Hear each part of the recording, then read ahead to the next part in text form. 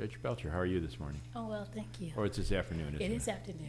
Anyway, we appreciate you coming, and you're going to start with the opening statement, and then we'll go from there. All right. Good afternoon. Thank you, Justice Wiggins, members of the commission. I am humbled to share with you why I should be one of your nominees to the Iowa Supreme Court. I was born in Plymouth, North Carolina, a small town on the East Coast, population that had dwindled to less than 3,700 by 2017. As a middle child and a first-generational educated child, I was taught the greatest lessons by my mother. She taught me the importance of my faith, the importance of an education, and the importance of treating people the way that I want to be treated. Unfortunately, growing up in the South, it did not take me very long to realize at a very early age that people were treated differently because of their race, because of their lack of an education, or because of their socioeconomic status. My experiences helped shape and spark my interest in public service and my desire to make a difference. I have always wanted to be a judge, and somehow, without having an example of a judge or an attorney, I believed judges were in a position to make a difference.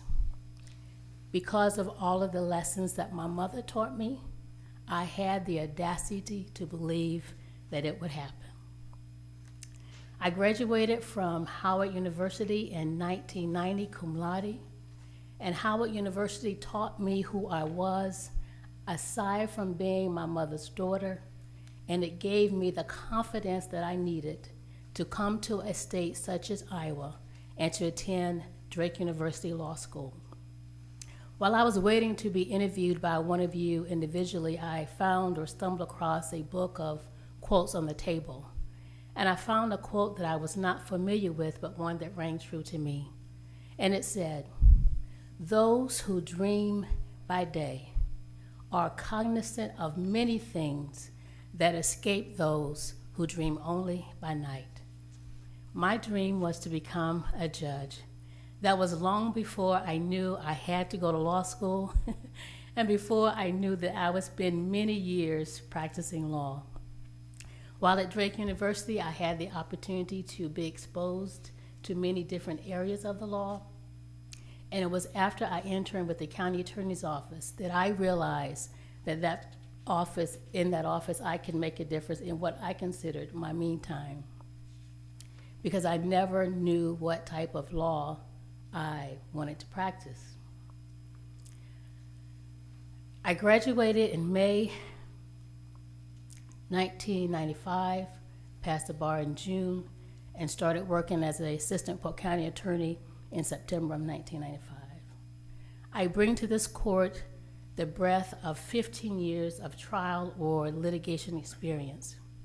The dream finally became a reality in 2010 when I was appointed as a district associate judge. My first year as a judge, because of potential conflict with the county attorney's office, I could not preside over cases in Polk County. I presided over many cases in the rural counties. Those included Clark, Jasper, Dallas County, because of the potential conflict. My second and third year assigned as a judge, I was assigned back in Polk County, and I presided over small claim cases, and I was the presiding judge, and I heard felony, simple, and aggravated misdemeanor matters.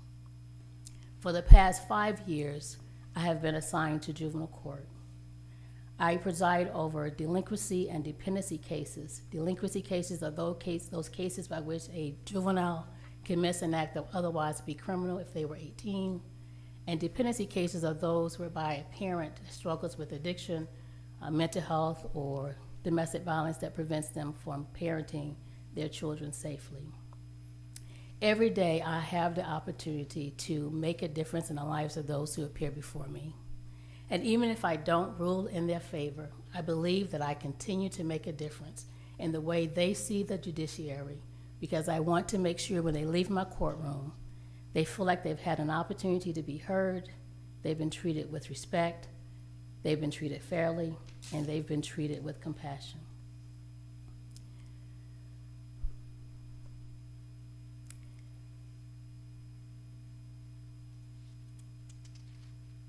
I must add that when I had the opportunity to apply for this position, I had to ask myself two very fundamental questions. One, am I prepared? And I hope that I have demonstrated by my service as a judge for the past 8 years, my education, and this application process that I am prepared. The second question was more of a personal question, and that was, how do I continue to make a difference? I realized that I will continue to make a difference on the Iowa Supreme Court by providing a voice, a different perspective, given my life experiences and how my experiences will weigh in the collaborative decisions that would be made, that would allow the public to have some more credibility, belief in the system, and given the weight of the decisions that are made. In addition to my high volume load or docket, I preside over 400 cases in a month. Almost 50 of those are termination of parental rights proceedings. I also am the assigned judge over the Family Treatment Court.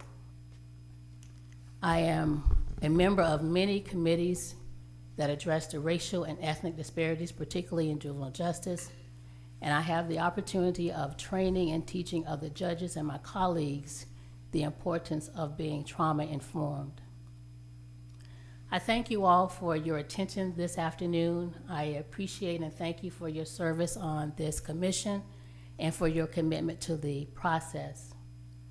As I stand on the shoulders of Arabella Mansfield, and I walk in the footprints of my dear friend and mentor, Willie Stevenson Glanton, I ask for your vote of confidence of my nomination to the Iowa Supreme Court.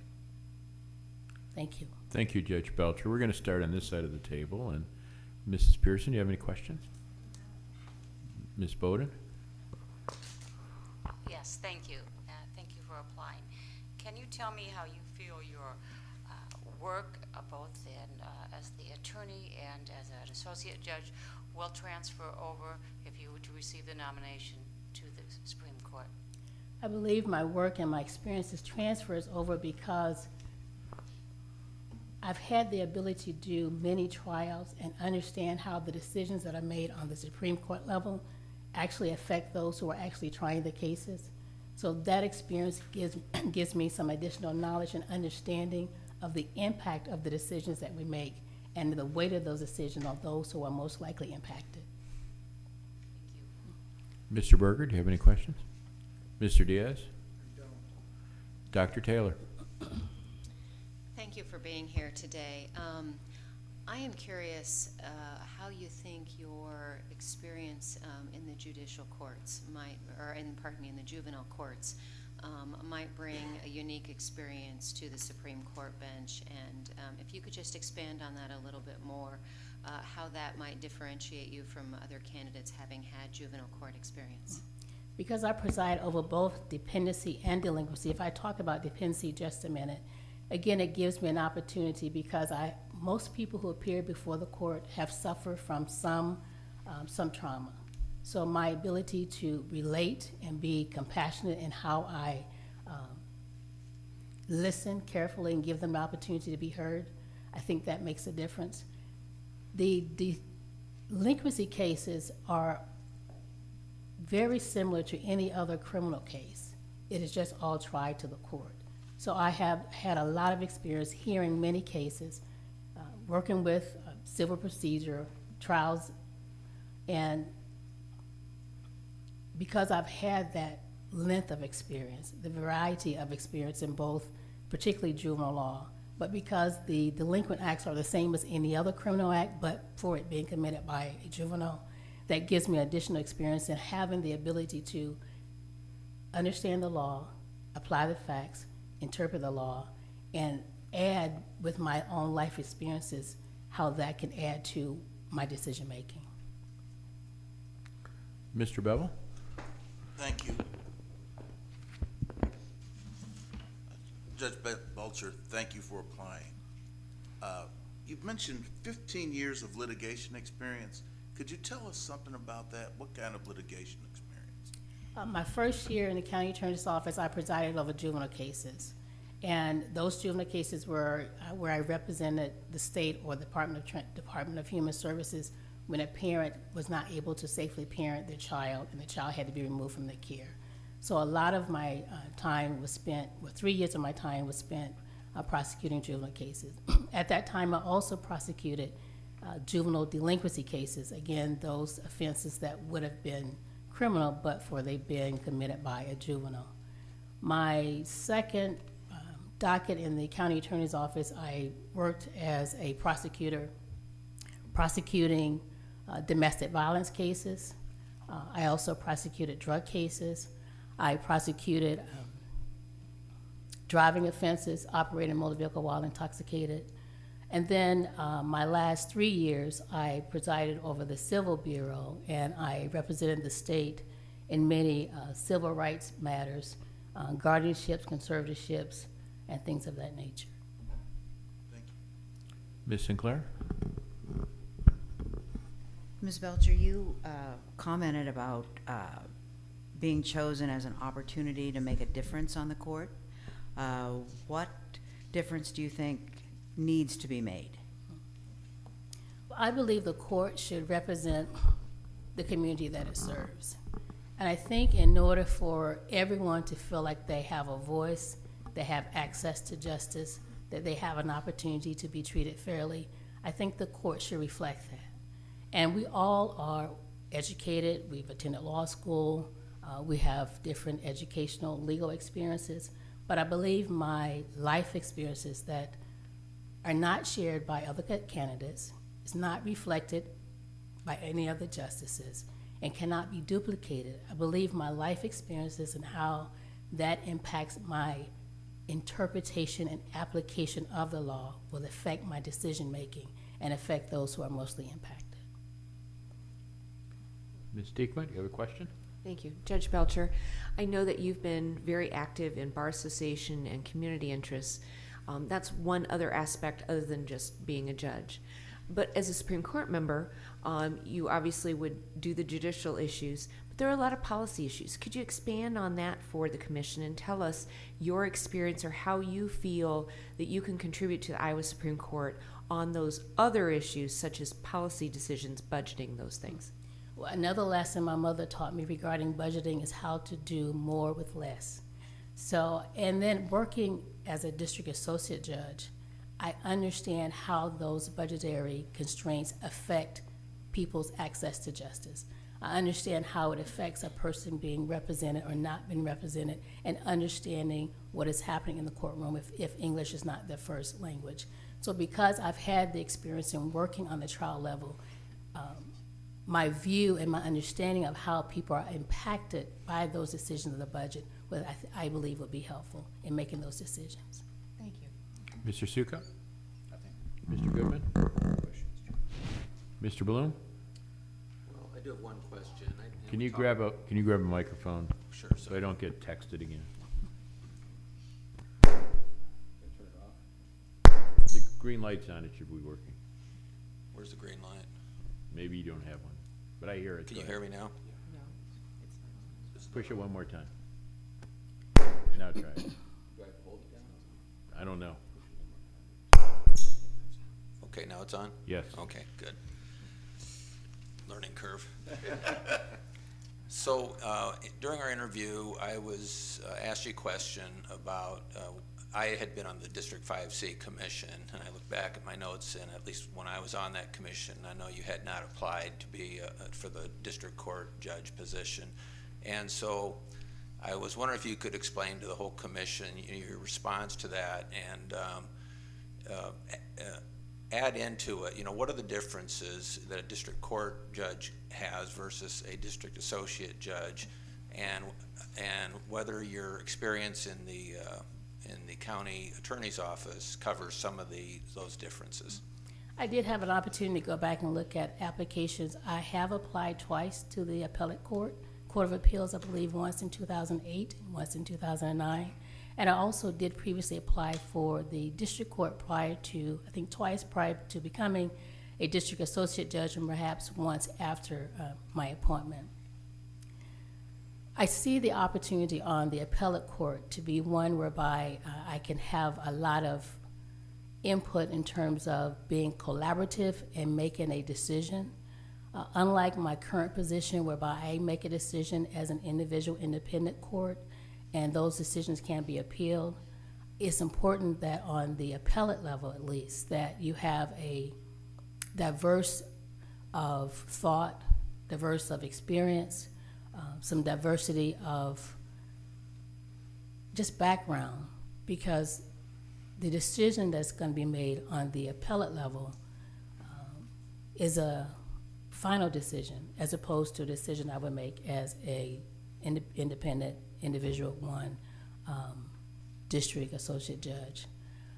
When I have applied for the district court, I recognize that as a district associate judge, I see a lot more people. And I think it's important that people who otherwise would not have an opportunity to see someone as myself have an opportunity to encounter me so that they perhaps can aspire to do more and be more than what they are. It is a high volume court as opposed to district court, but I take it my colleagues may argue with that. But the types of cases that I hear on a regular basis and the impact that I have been important to me. I do understand that on the appellate level, I will not have that contact and that direct contact with individuals.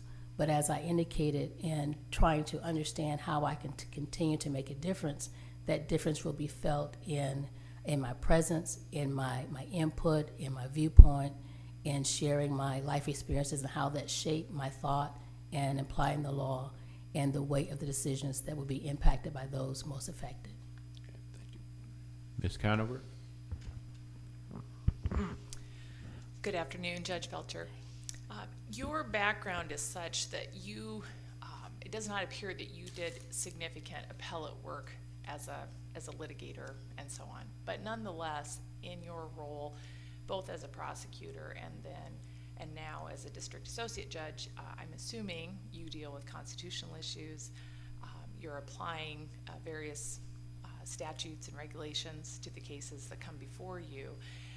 Can you tell the commission if you feel you have the research and writing skills that would be necessary for the appellate court, despite not having had a big appellate practice before you were appointed to the bench? Yes, I do feel like I have that experience. One, given the high docket that I don't have clerical support. So all of my writing and research, for the most part, I have to do. And then the ability to understand the law, to apply the law to the facts, have my interpretation of the law and how it should be, how decisions should be drafted are important, and I believe will bode well for me on the Supreme Court. Mrs. Roberts? Mrs. O'Brien? Yes, Judge Belcher, thank you for applying.